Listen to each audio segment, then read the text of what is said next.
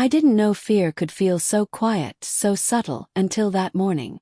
I zipped up my suitcase, counting the neatly folded shirts and documents, convincing myself I was just preparing for another routine business trip. But something in the pit of my stomach refused to settle. The apartment was unusually silent. My husband had left early for a meeting, and my kids were still asleep. The sunlight fell in sharp angles across the polished floor, painting the room with shadows that seemed oddly accusatory. I shook my head, trying to laugh at my own paranoia. "Stop overthinking," I whispered aloud, though my voice sounded fragile. I grabbed my phone from the counter. A single message flashed on the screen. "Be careful today. Not everyone wants to see you leave safely." My pulse jumped.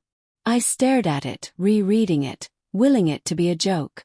But the sender was unknown, the tone deliberate. My fingers hovered over the keyboard, debating if I should reply. I didn't. The cab I ordered pulled up with a soft honk. I stepped outside, the air crisp against my cheeks, carrying the faint smell of rain that hadn't yet arrived. As I swung my bag over my shoulder, I noticed a figure standing across the street, just watching. My heart skipped. I couldn't make out the face, shadowed by a hood, hands tucked into pockets, but the stillness felt intentional, predatory. I blinked. When I looked again, they were gone. My mind raced. Maybe it was nothing. Maybe it was everything. Inside the cab, I forced myself to breathe slowly, placing my bag at my feet. The driver hummed along with the radio, unaware of the storm that had already begun in my chest. I tried to focus on mundane thoughts. The flight, the meeting, the reports. Yet the text replayed itself over and over in my mind, a subtle echo of impending disaster. My phone buzzed again. Another message. "You'll understand soon. Trust no one."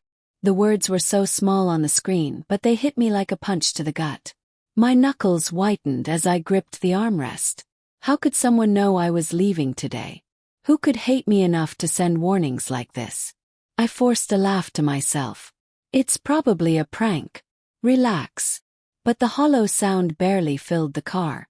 Outside, the city moved normally. Taxis weaving, pedestrians rushing, vendors shouting. Everything mundane, yet I felt like an intruder in a world that had suddenly turned hostile. The driver glanced at me through the mirror. "You all right, miss?" "Yes. Yes, just a little nervous." I smiled, but it didn't reach my eyes. As we turned a corner, my thoughts drifted to my family. Could this involve them? I shook my head violently. No, I told myself. Not my family. And yet, the gnawing doubt lingered. Betrayal often came from those closest. My stomach knotted at the possibility. I stared out the window at the blurred city lights, trying to anchor myself in the ordinary, in the familiar. But the text messages, the shadow on the street, the unshakable feeling of being watched, it all pressed down on me, silent and heavy. Finally, as the airport came into view, I noticed movement near the curb.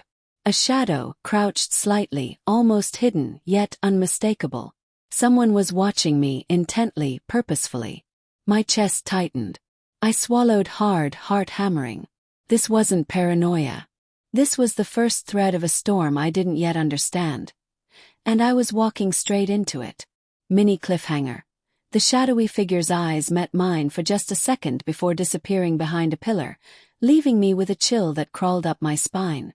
Something told me this was only the beginning. I had just set my bag on the conveyor belt when the world seemed to pause. A sharp voice called my name, cutting through the hum of rolling suitcases and chatter. "Ma'am, could you step aside for a moment?" I turned, thinking it was a routine check, maybe a security officer needing a quick ID scan. But the man in uniform had an intensity in his eyes that made my stomach sink. He wasn't smiling. He didn't nod politely. He stared, like he was looking straight through me. "Do you know why I'm stopping you?" he asked, his tone calm but unmistakably cold. I don't. "Is there a problem?" My voice wavered, betraying the sudden panic rising in my chest. My hands tightened around the handle of my carry-on. He held out a folder. You're implicated in a serious allegation. We need to verify some details before you board. Allegation. The word hit me like ice water. My heart lurched. My mind raced. What allegation? Who could be doing this? Every scenario I imagined was worse than the last. Fraud. Theft. Something criminal that would destroy my reputation, my career, my life. I think there's been a mistake, I said, trying to keep my voice steady. I haven't. I don't. You'll have a chance to explain, he interrupted, not unkindly, but with authority that made me swallow hard. But we need your documents. ID, boarding pass, all bags subject to inspection. I fumbled for my passport, my hands trembling. The folder seemed heavier in his grip than it should be. The words inside burned with the weight of accusation, and I couldn't stop imagining headlines screaming my name, family whispers, the shame I could never undo. Around us, the airport moved on. Travelers laughing, children tugging parents, announcements echoing overhead. But for me, the world had shrunk to this small, sterile room near security. My pulse pounded in my ears. Miss, please, he said again, and I realized I'd frozen. We just need to verify. It won't take long. I handed over my ID, feeling exposed. Every detail of my life seemed to hang in the balance. Who could have orchestrated this? I thought of my colleagues, friends, family. Could anyone have done this to me? And why? He examined the documents silently, flipping through pages with methodical precision. The seconds stretched like hours. I wanted to scream, to explain, to prove that I was innocent. But the words lodged in my throat. Do you understand the seriousness of this? He asked finally, his eyes narrowing slightly. It's not a trivial matter. Yes, I whispered, even though my mind screamed no. I hadn't done anything. I couldn't have. My whole life had been ordinary, predictable, safe. Till now. The officer leaned closer, lowering his voice so only I could hear. We need to talk privately. The words hit me like a punch. My stomach dropped.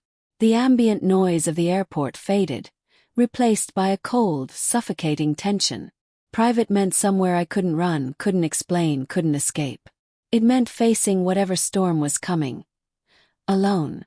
I glanced around, my eyes catching the reflection of my own pale, anxious face in the glass barrier.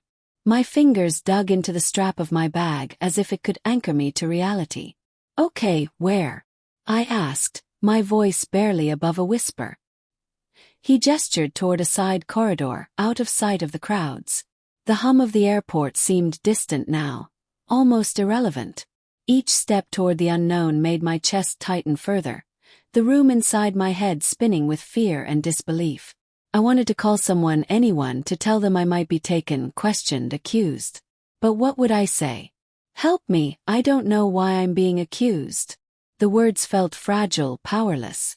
The fluorescent lights of the corridor flickered slightly, casting uneven shadows across the walls.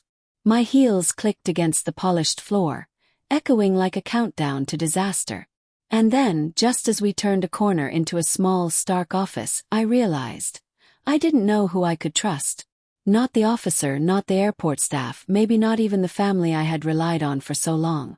I swallowed hard, gripping my bag tighter as the door closed behind us. The faint hum of the airport faded, replaced by the weight of silence, and the unspoken question that burned in my mind. Why me? Mini cliffhanger. My heart raced as he looked at me, leaning closer, and whispered something I wasn't ready for. There's more than one allegation, and it's already in motion. I never imagined that a single word could feel heavier than a lifetime of mistakes. But when the officer slammed the folder onto the desk, the word evidence burned in my mind like fire. I froze, staring at the neatly stacked papers and digital printouts. Faces I recognized, transactions I had never made, statements I had never given, all laid out as if I had orchestrated some criminal scheme. My hands trembled, hovering over the documents like they might ignite. This isn't mine, I stammered, voice barely audible. I don't understand. I haven't done anything wrong. The officer's eyes remained steady, cold, but not cruel. We're just showing you the facts, Mississippi. Take a moment. I took a shaky breath, trying to steady my thoughts. My heart pounded against my ribcage as flashes of family dinners, corporate meetings, and casual conversations replayed in my mind. Could someone have manipulated everything I've done? Or was I truly implicated? No, there's a mistake, I said more firmly this time. Someone is framing me. The officer leaned back slightly, folding arms. It's possible. But you have to admit, it doesn't look good on paper. I felt the air leave my lungs. Not good on paper. That phrase was a whisper of doom.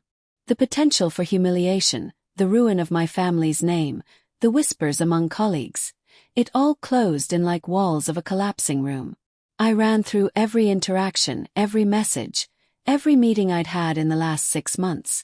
My mind clawed for a connection, a thread that could unravel this nightmare. But everything I saw was twisted, taken out of context. Someone had been meticulous, calculating. And now I was trapped in the web. Please, I whispered, barely audible. You have to believe me. I would never. My words faltered. I couldn't even finish.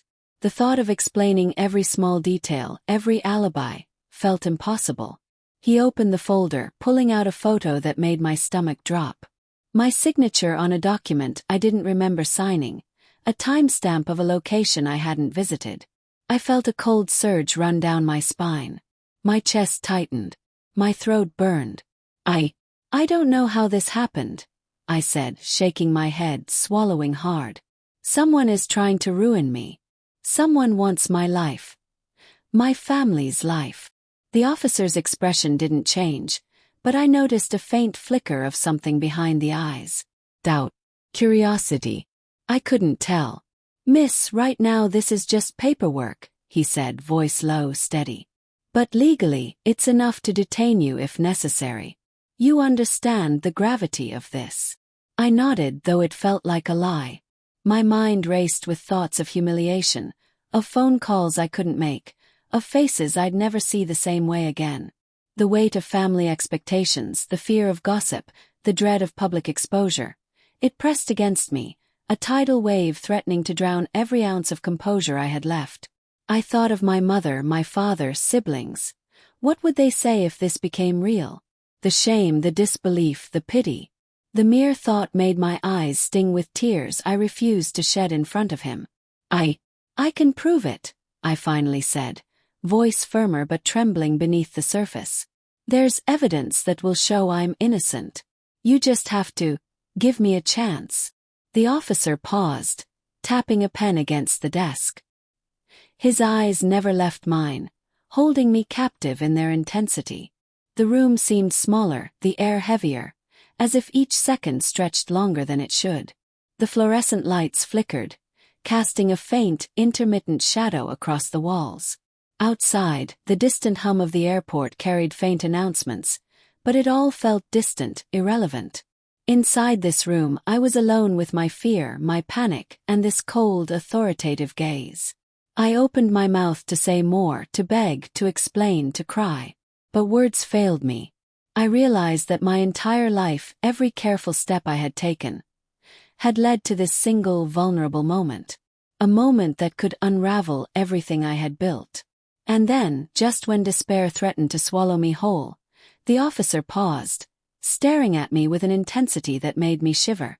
Something unreadable glimmered in his eyes. Curiosity, suspicion, maybe even doubt. I couldn't tell if it was hope or danger, and that ambiguity was worse than any accusation. Mini cliffhanger. I swallowed hard, heart hammering, as the officer leaned slightly forward, whispering, "There's more than meets the eye here, and I need to know everything." I never thought betrayal would taste this bitter, this personal. Yet, as I sat alone in that stark office, the words, "Someone is framing you," echoed in my mind. My chest tightened with every heartbeat. Could it really be someone I trusted? Memories began to flicker like a grainy film. My cousin, who had always been helpful, suddenly came to mind. The way she lingered in my office unannounced, casually asking about my schedule. The calls she accidentally, left on speaker when I discussed sensitive work matters. At the time, I brushed them off as attention or care. Now they felt calculated, deliberate. I remembered the small favors that didn't feel small anymore. "Oh, let me take care of that for you," she'd say, touching my papers or glancing at my phone. I'd laughed it off. But now the laughter felt hollow, mocking. Every detail, every interaction, replayed in my mind under a new, sinister light. Why hadn't I noticed sooner? Why had I allowed myself to trust so easily? The guilt gnawed at me. If she was behind this, it meant she had been watching, waiting, weaving her deception into my life without leaving a trace. I pulled out my phone, scrolling through recent messages, emails, and notifications. Each ping, each casual comment, suddenly seemed loaded with hidden intent. I stopped at a thread I had dismissed earlier, a cryptic message from her a week ago. "Everything will go as planned. Don't worry." My hands shook. What did it mean? At the time, I assumed it was about a party or a minor family event. Now, it felt like a declaration, a silent admission of manipulation. I recalled another incident, a missing document I had been frantically searching for, only to find it later in a folder she had been holding for safekeeping. At the time, I thanked her. Now, the memory stabbed like a knife. Each act of kindness, every gesture of trust, was a thread in a web spun to ensnare me. The room around me felt colder, the harsh fluorescent lights casting shadows that twisted like silent whispers. The officer sat across from me, glancing at his notes, oblivious to the storm brewing inside my mind. But I couldn't focus on him. My thoughts were consumed, circling endlessly around the possibility that family, the very people I loved and relied upon, could be the architect of my downfall. I remembered laughing with her at the last family dinner, sharing secrets and smiles. Did she smile while planning my ruin? Did she listen to my dreams and fears only to use them against me? The betrayal was unbearable even to imagine. I leaned back, clutching my bag, trying to anchor myself to reality. I couldn't let panic take over, yet every instinct screamed that danger had been inside my home all along. The thought of facing this betrayal made my chest ache and my eyes sting.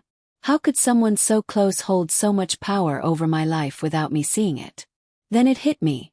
A ping on my phone broke through the mental fog. I unlocked it, and a message stared back at me. "Make sure she doesn't leave today. Everything is set." My breath caught. That's when I knew, with a cold, undeniable certainty. The betrayal wasn't distant. It wasn't abstract. It was real. Closer than I ever imagined. Someone I had trusted implicitly, someone who smiled at me in family photos, had been working against me. The officer's voice in the background barely registered. I felt frozen, the words meaningless, as if my mind had been transported to another plane where trust no longer existed. I stared at the screen, reading the message again, as if doing so would make it vanish. My hands shook violently. The world felt unsteady, tilted, unsafe. How could I have missed all the signs? How could I have been so blind? And the scariest thought of all, if she could manipulate things this far without detection, what else had she set in motion? I sat there, trying to calm my racing heart, replaying every interaction, every moment of seeming care and concern, searching desperately for more clues. The answer had to be here. She had left a trail, subtle but undeniable, and I had to find it before it was too late. And then, just as a faint wave of resolve began to rise, I noticed another detail in the message. A timestamp. The realization hit me like ice water. This had been planned with precision. The betrayal wasn't random. It wasn't impulsive. It was orchestrated. Mini cliffhanger. My fingers trembled as I scrolled further, uncovering another message buried beneath the first. "She'll never see it coming." My chest sank. Betrayal was no longer a possibility. It was inevitable and dangerously close. I felt the world tilt again, but this time in a direction I hadn't expected. The officer, who had been so precise and unyielding before, suddenly paused, his brow furrowing as he rifled through the folder. His sharp gaze softened ever so slightly, though I could barely believe it. "Wait, this doesn't add up," he muttered. My chest tightened. Did I hear that right? Could the tide be turning? I had been bracing for humiliation, for arrest, for public disgrace. Yet here he was, questioning the very evidence that had felt so damning. What do you mean? I asked, voice trembling, clinging to the smallest glimmer of hope. There's a discrepancy, he said, leaning back, tapping a pen nervously against the desk. Look at the timestamps here, and here. They don't align with your actual movements. Relief surged like a tidal wave, almost lifting the weight from my shoulders.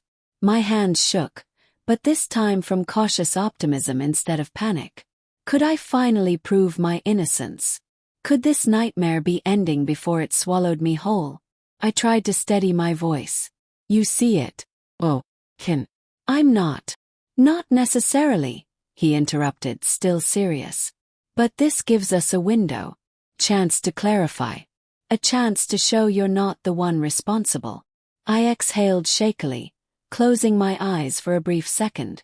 The fear that had clawed at me since the airport approached now ebbed, replaced by a flicker of hope I had thought impossible. For the first time since I stepped onto the conveyor belt, I felt like the storm might not destroy me. The officer leaned forward, examining me closely. Tell me everything. Every detail, every contact, every interaction in the past week. Nothing can be omitted. If we catch one lie, even by accident. He didn't finish the sentence, but I didn't need him to. The threat was clear. I nodded, swallowing hard. My mind raced as I tried to remember, to recount, to untangle the web of events that had brought me here. I spoke quickly, my voice shaky but urgent, recalling meetings, emails, casual encounters that now seemed like puzzle pieces in someone else's plot.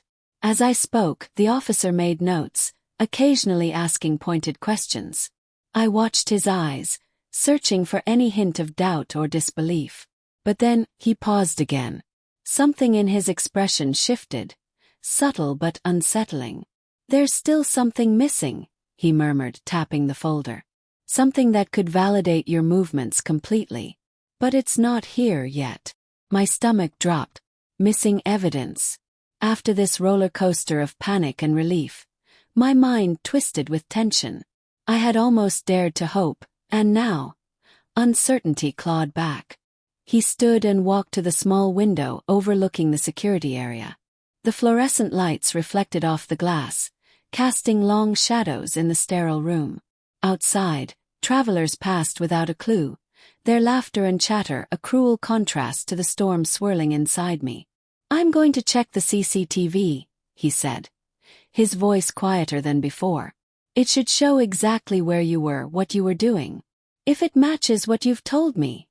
He paused, looking back at me with a hard edge returning to his expression. Then we can start clearing your name. Hope and fear twisted together inside me like a knot I couldn't untangle. My fingers fidgeted with the strap of my bag, my nails digging into the fabric. Could this small window be enough? Could a few camera angles undo the shadow of accusation hanging over me? Please, please let it match, I whispered, my voice barely audible. The officer's eyes flicked to mine. There was no reassurance there, only the weight of truth and procedure. I sank into the chair, chest heaving, trying to make sense of the whirlwind. I replayed every step I'd taken that day, every corner I'd turned, every moment that could either condemn or absolve me. The thought of finally being proven innocent seemed almost too fragile to hold on to. Then, just as a tiny thread of relief began to weave itself through my panic, he stopped, his finger hovering over a note in the folder. His eyes narrowed. There's one more thing. A hidden CCTV clip. We haven't accessed it yet. My pulse stopped. Hidden clip. My stomach twisted, cold and heavy. Could it undo everything? Could my brief taste of hope vanish before I even had a chance to savor it? I swallowed hard, gripping the armrests as dread crept back in. This storm wasn't over. Not yet. And somehow I knew. The worst was still waiting for me. Hidden just out of sight, ready to strike. Mini cliffhanger. My heart raced as he added quietly, almost to himself. If this clip exists, it could change everything. My breath caught.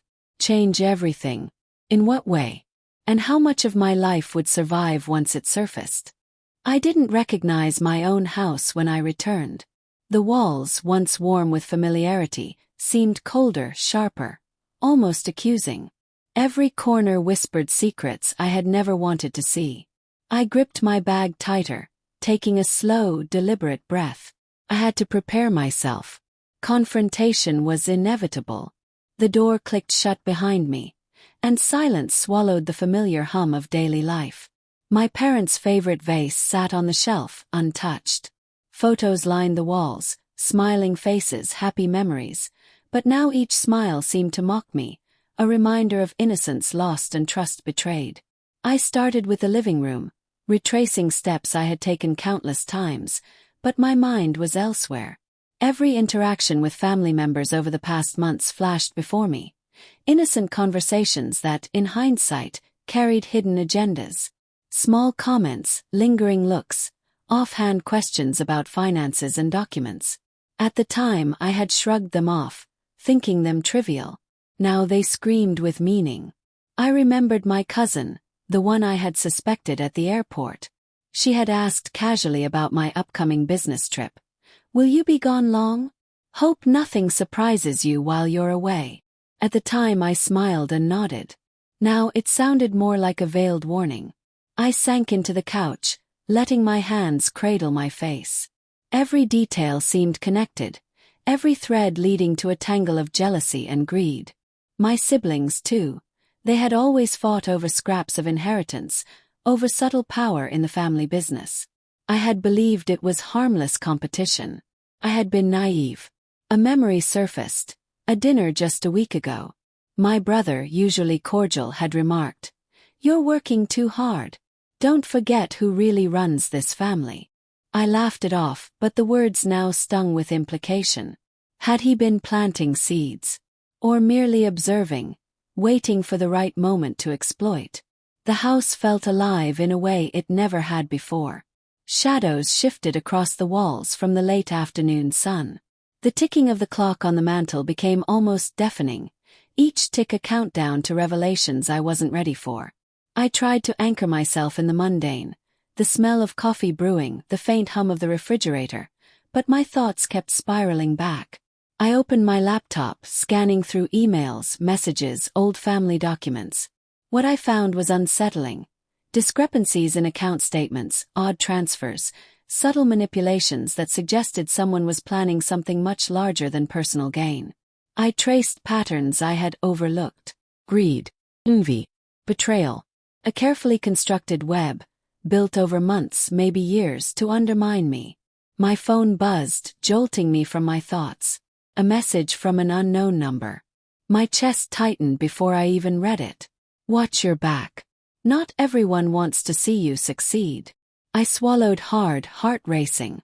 Every step I had taken, every moment I had trusted someone, now felt like walking a tightrope over a pit of vipers. Who could I really trust? The thought made my palms sweat. I dialed my sister's number, needing someone, anyone, to validate my fears. The line clicked, and her voice came through. Calm, casual, almost too casual. "Hey, how was the trip?" "Don't play games," I snapped, my voice trembling. "I know something's going on." "Who's involved?" There was a pause, long enough for my anxiety to spike. Then she whispered, almost conspiratorially, "Don't trust anyone." The line went dead before I could respond. My hands shook, the phone slipping slightly from my grip. I sank into the couch, my mind spinning. Even my closest family could be orchestrating this nightmare. Every hug, every laugh, every kind word now seemed like part of the deception. I thought of my parents, who had always told me to believe in the goodness of family. Could that be a lie too? Was my childhood a mask, hiding ambition, jealousy, and secrets I had never imagined? I walked through the house, each room a reminder that nothing was as it seemed. Drawers I had never opened revealed old letters and receipts. Subtle notes, hidden messages, small reminders of family tensions I had ignored. I began to see the pattern. A map of manipulation, A network of careful planning designed to keep me in the dark until the moment it mattered most. The afternoon sun dipped lower, casting long, angled shadows across the floor. Dust motes floated in the golden light, eerily silent witnesses to the unfolding betrayal. I ran my hands through my hair, trying to collect my thoughts, to make sense of the chaos, but the web kept tightening, threads pulling me deeper into a labyrinth of deception. I thought about the police investigation, the alleged evidence, the messages I had received. They weren't isolated incidents. They were pieces of the puzzle, orchestrated by someone who knew me too well, someone who had infiltrated the very heart of my life. And then it hit me, the realization that made my stomach twist and my chest constrict. This wasn't just a business rival. It wasn't just a careless stranger. This was family. Betrayal had a familiar face. A face I had smiled at, hugged, trusted. Mini cliffhanger. My phone buzzed again, this time with a voice call from my sibling. Their voice was low, urgent. "Listen carefully. Don't trust anyone." I froze, the words echoing in my mind like a warning I couldn't ignore. I didn't expect help. Not from anyone. Not after the messages, the accusations, the betrayal seeping through the walls of my own home. And yet, when the doorbell rang, I felt a flicker of cautious curiosity. It was Amina, a distant cousin I barely saw, a family friend with no apparent ties to the jealous murmurs of inheritance disputes. Her eyes were steady, her expression unreadable, but there was a warmth in her smile that reminded me of simpler times. "I heard about what's happening," she said softly, stepping inside. "And I think I can help." I froze, unsure if hope was allowed. My instincts screamed caution. "Help how?" I asked, my voice tight, wary. She set her bag down and pulled out a folder. "I've been tracking some unusual activity. Emails, transactions, communications. Things that might not seem related at first glance, but they point to someone manipulating events. Someone close to you." My pulse quickened. My thoughts immediately darted back to the web of betrayal I'd discovered. Could this be the break I needed? "And you trust this information?" I asked, my voice barely above a whisper. She nodded. "I've double-checked everything. Cross-referenced it with public records, flight logs, messages. Whoever set this up is meticulous. But I've found inconsistencies. And those inconsistencies are your chance." I swallowed hard, feeling a mix of relief and anxiety. Could I finally untangle the trap woven around me? Could someone genuinely care enough to offer a lifeline without ulterior motives? Amina's gaze was firm. "You've been targeted, yes. But it wasn't random. Someone wanted you out of the picture for personal gain. And they underestimated how much you'd notice." Her words struck a chord deep inside me. For the first time in days, I felt like I wasn't entirely alone in this fight.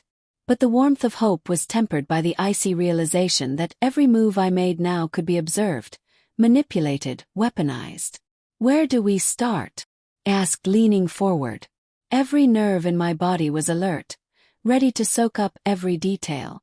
She opened the folder, revealing charts, emails, and messages I hadn't seen. Her finger traced timelines and connections that illuminated the careful orchestration behind the accusations. Names I had overlooked, dates I had dismissed, events I had thought coincidental, all linked in a lattice of deceit. "This is why the officer paused at the airport," she explained. "The timestamps, the logs. They don't completely align with the narrative your betrayer wants everyone to believe. You have proof. You just need to present it at the right moment." I nodded slowly, letting the words sink in.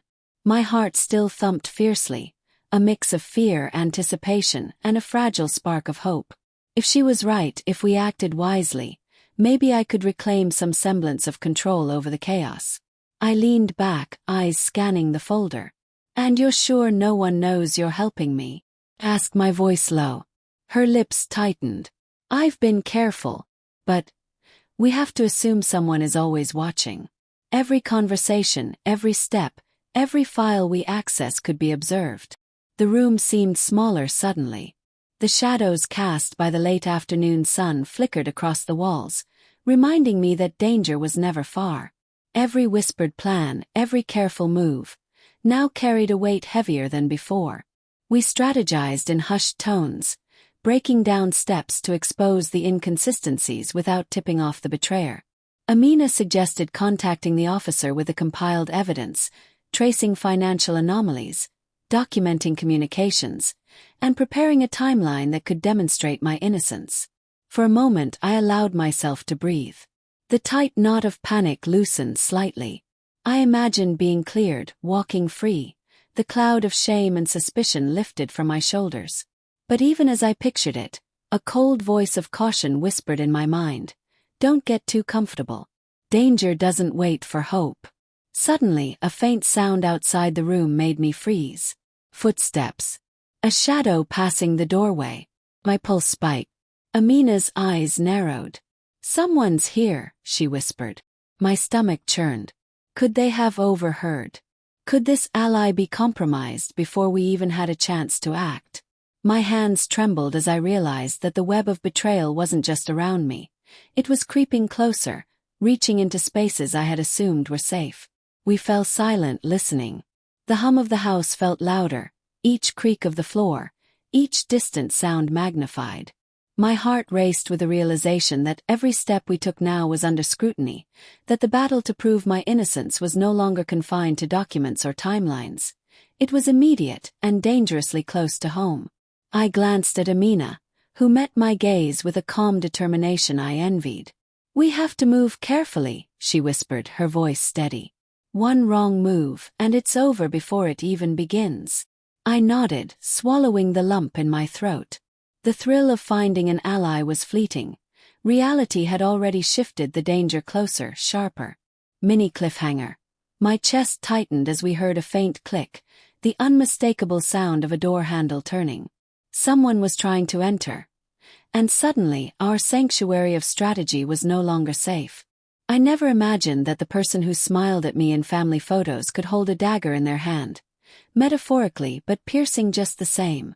The moment I saw them standing in the doorway, a mix of calm and defiance, my stomach twisted. The air between us felt thick, charged with tension I could almost taste. "You've been planning this, all of it," I said, my voice trembling, more from rage than fear. "You framed me. You used my life, my career, my family, as a stepping stone for whatever sick game this is." They leaned casually against the frame, crossing arms, a smirk tugging at the corner of their lips. "Planning," they replied, almost amused. "Call it opportunity. You've always been too naive to see it coming." "Eve." The word echoed in my mind, like a slap I had been too slow to avoid. I felt heat rise in my chest, anger mixing with grief. "Naive. I trusted you, believed you, and this is how you repay me. By trying to destroy everything I've worked for." They shrugged, the motion infuriatingly casual. "I didn't destroy you. You walked right into the trap. And maybe you deserved a little lesson." I blinked, my heart pounding. Lesson. The betrayal wasn't just opportunistic. It was personal, calculated, cold. My hands clenched into fists, nails biting into my palms. A lesson. Is that what you call ruining someone's life? They smirked again, but there was a glint of something else, regret maybe? Or satisfaction? I couldn't tell. My mind reeled with questions. Why me? Why now? How long had this been brewing? Every smile, every conversation, every so-called helpful gesture now felt like a mask hiding malicious intent. "Your family," I whispered, voice breaking. "I loved you. I trusted you. And you." I stopped, unable to finish, choking on the weight of disbelief and grief. "Family," they echoed softly. "Yes, but sometimes family is the most dangerous of all. Especially when greed and jealousy are involved." I felt tears sting my eyes, but I refused to let them fall. I couldn't give them that satisfaction. I stepped closer, leaning over the table that separated us, heart hammering. "You've hurt everyone. Not just me. Mom, Dad. Everyone who believed in you. Why? What could be worth all this? For a moment, silence hung between us, thick and suffocating. Then they leaned forward, lowering their voice in a whisper that cut sharper than any yell. "You always had it all. The opportunities, the attention, the inheritance. I was invisible, always behind you. Everyone ignored me. Everyone favored you. I just wanted what was mine." The words hit me like a bullet. Anger, disbelief, and a strange pang of understanding collided in my chest. So much of this. It had been driven by jealousy. Years of feeling overlooked, underestimated, forgotten. All twisted into this elaborate plan to humiliate and control me. "You think ruining me makes you seen?" I snapped, voice hoarse. "Hurting me will never give you what you want. It will just destroy you too." They laughed softly, a bitter, mirthless sound. "Maybe. But at least now, everyone will notice me. No one can ignore me anymore." My hands trembled, mind racing for a way to unravel the chaos, to salvage some shred of dignity and justice. But everything felt fragile, a delicate thread that could snap at any moment. My heart ached not only from betrayal but from the recognition of how deeply resentment can twist love into something poisonous. "You've gone too far," I said finally, voice low but steady. "I don't know if this can ever be fixed. But mark my words. Justice has a way of finding its path." Their expression shifted suddenly, eyes hardening, voice dropping to a chilling calm. "Justice is subjective. And sometimes it's not the law that decides it." My chest tightened and my pulse raced. I knew what they meant. This wasn't just about greed. This was about power, control, satisfaction.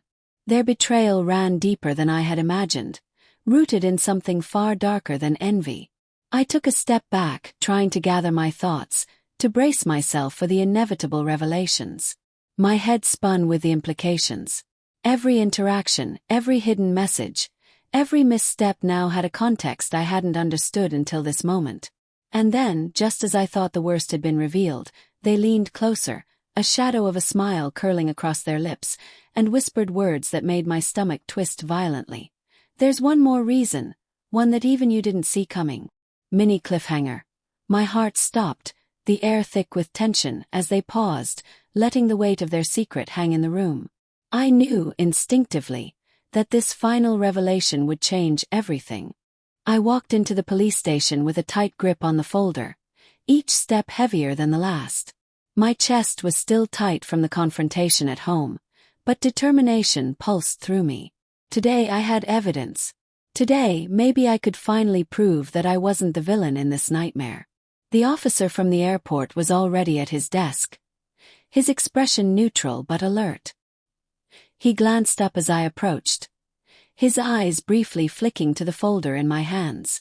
"You're back," he said, voice calm. "Let's see what you've got." I set the folder down, hands shaking slightly. Inside were meticulously collected emails, transaction logs, message chains, proof that the setup had been orchestrated by someone close, someone with access to my life. Every piece connected, a latticework of deception finally visible. "I compiled everything," I began, trying to keep my voice steady. "Every inconsistency, every manipulation. Look at the timestamps, the communications. This proves I wasn't where they claim, and that someone else arranged everything." The officer leaned forward, scanning the documents carefully.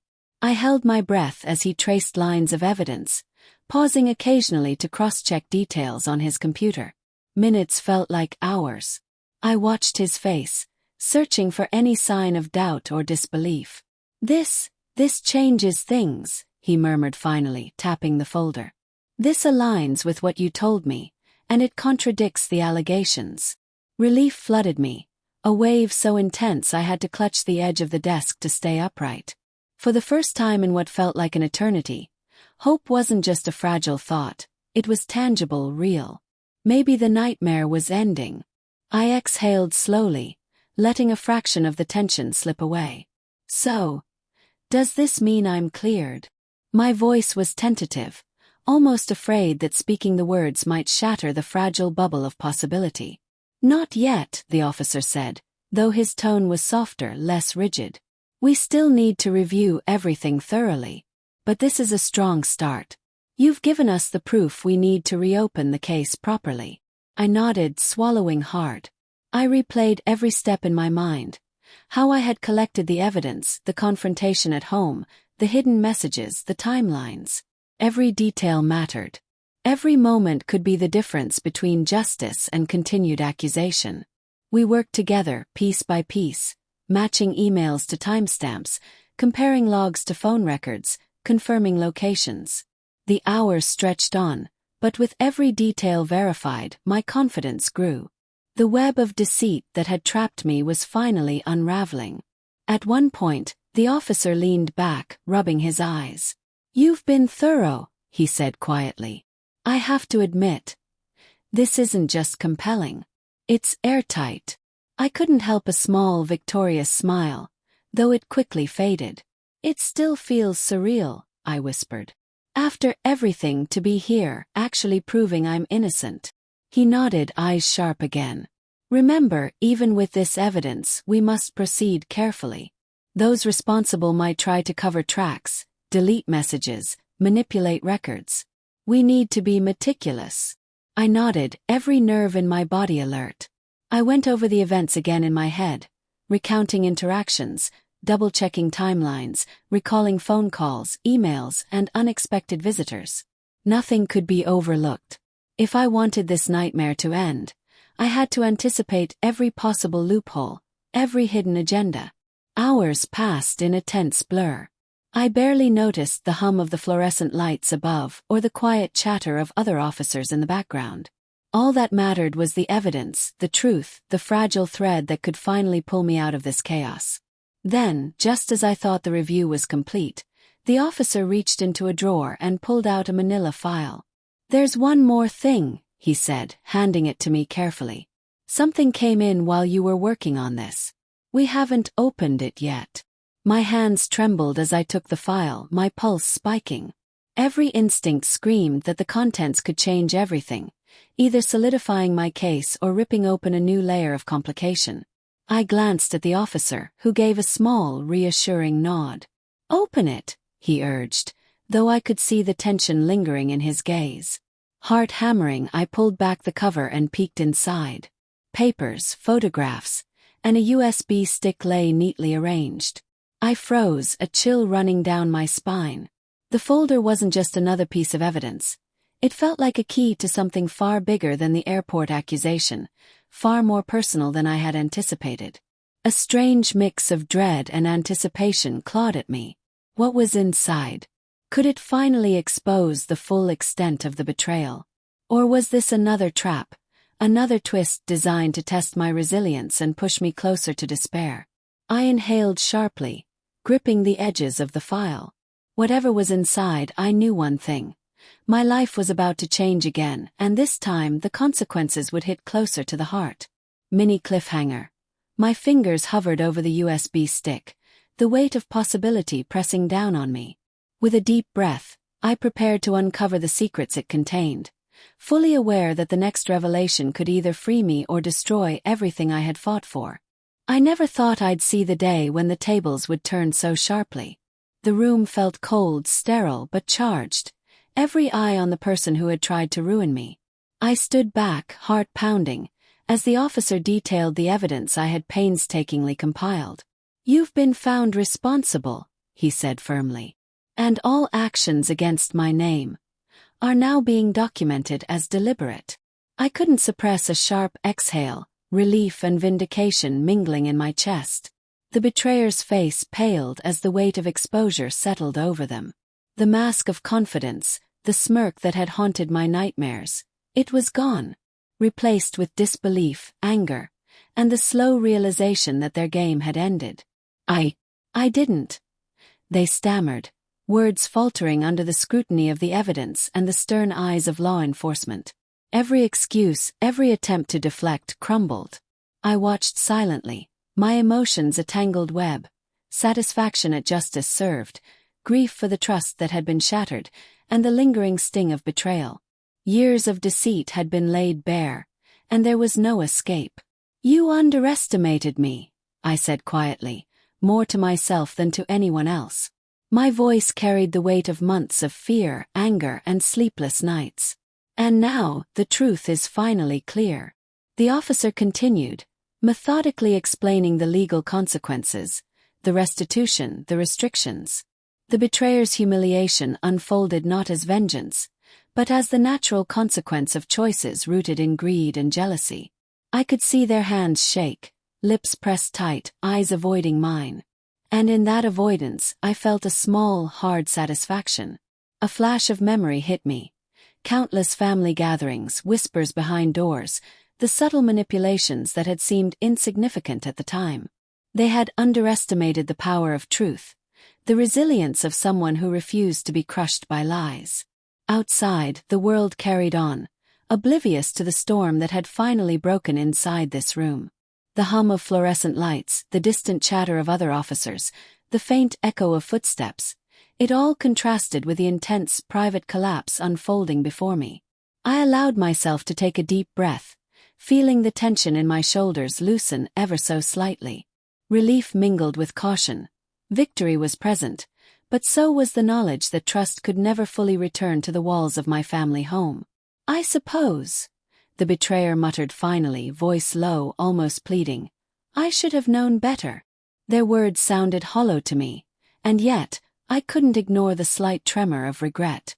The humiliation was deserved, but the shadow of sorrow lingered even as justice was served. My own heart ached, not for them, but for the innocence that had been stolen, the family ties that might never fully heal. Amina, who had stayed quietly beside me throughout the proceedings, gave a small, knowing nod. "It's over," she whispered. I wanted to believe her, to let the relief fully wash over me. But my instincts, honed over weeks of deception and betrayal, reminded me that the story wasn't entirely finished. The officer stepped back, his work complete, allowing the weight of truth to settle naturally. "This concludes the investigation," he said formally. "The rest is in the hands of the legal system and the family." I nodded, grateful yet wary. Justice had been served, yes, but life rarely offered a clean slate. Memories of manipulation, of whispered threats, of stolen trust lingered. I had survived, but the scars remained, invisible yet ever present. The betrayer was led away, a mixture of regret and humiliation etched across their face. I caught a glimpse of them in the rearview mirror of the hallway, shoulders slumped, eyes avoiding everyone. The scene was surreal, justice in motion, yet still tinged with sadness. I allowed myself one final, long exhale. Freedom, in its rawest form, felt fragile. Months of tension, fear, and uncertainty had culminated in this moment, yet I knew the repercussions would ripple through the family long after today. As I turned to leave the room, my phone buzzed in my pocket. My hand hesitated for a moment, then pulled it out. A private message blinked on the screen, an unfamiliar number, yet the words sent a shiver down my spine. "There's one last secret about the estate, and it's bigger than you think." My pulse quickened, a familiar mix of anxiety and curiosity surging through me. Just when I thought the nightmare was finally over, the past whispered back, reminding me that family, secrets, and betrayal often linger longer than we anticipate. I stared at the message, breath-catching. Relief had arrived, but only momentarily. The storm, it seemed, had one last gust to deliver. Mini cliffhanger. My fingers hovered over the screen, heart hammering. Who had sent this message? And what hidden truth about the estate could possibly remain undiscovered? I sat alone in the quiet of my room, the weight of the past weeks pressing down on me, yet softened by the fragile sense of peace that had finally begun to settle. The chaos, the betrayals, the sleepless nights, they were behind me, or so I told myself. But the echoes of what had happened lingered, like shadows that refused to leave completely. I thought about the confrontation, the evidence, the long hours at the police station. How close I had come to losing everything, not just my reputation but my sense of self. And yet, here I was, still standing, still breathing, still aware that resilience sometimes comes from sheer necessity rather than choice. Some relationships had shifted irreversibly. The betrayal had cut deeper than I anticipated, and not everyone could be forgiven. I felt a pang of sorrow thinking about family members who had chosen self-interest over love, who had allowed jealousy to overshadow bonds that should have been unbreakable. Some were gone, intentionally or by circumstance, leaving spaces that could never be filled. But others had shown themselves in the most unexpected ways. Amina, my unexpected ally, had proven that loyalty and courage exist even in a world saturated with deceit. I thought of her countless hours of research, her quiet determination to help me, and I felt gratitude so deep it almost brought tears to my eyes. Not every shadow was a threat. Some carried light. I ran my fingers over the folder containing the final evidence, the documents that had cleared my name. Each page reminded me of the meticulous planning, the danger, the meticulous deception I had narrowly escaped. And yet, I also felt a small thrill, a confirmation of my own persistence, my unwillingness to give up even when every instinct screamed for surrender. The estate, the inheritance, the tangled web of family secrets. It had all been a storm I never asked for. But storms leave clarity in their wake. I realized that I had grown, hardened in ways I hadn't expected, but also more perceptive, more attuned to the subtleties of human nature. Trust would no longer be blind.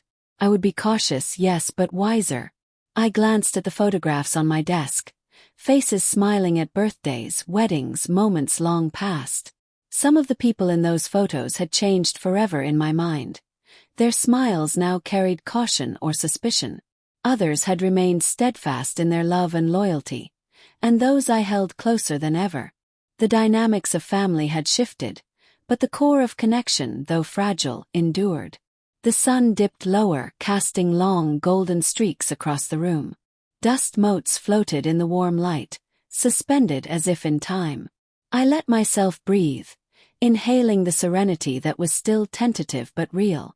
The air smelled faintly of coffee and old books, comforting and grounding.